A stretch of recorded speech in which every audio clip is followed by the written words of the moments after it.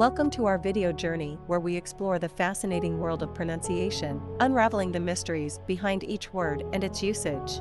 In this video, the word is acrimony. Acrimony. Acrimony. Acrimony is a noun that refers to the presence of bitterness, resentment, or ill will in interactions, relationships, conversations, or conflicts. It is often used to describe a situation where there is a strong sense of discord and hostility. Here are some examples. Example number 1. The acrimony between the former spouses made their divorce proceedings lengthy and painful.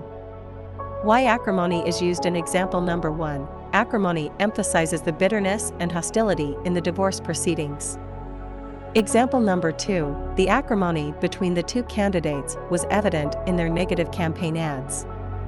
Why acrimony is used in example number 2. Acrimony highlights the bitterness and hostility in the political race. Stay tuned for more linguistic wonders and join us in unlocking the magic of language. Thanks for watching, and until next time, keep speaking, writing, and embracing the beauty of words.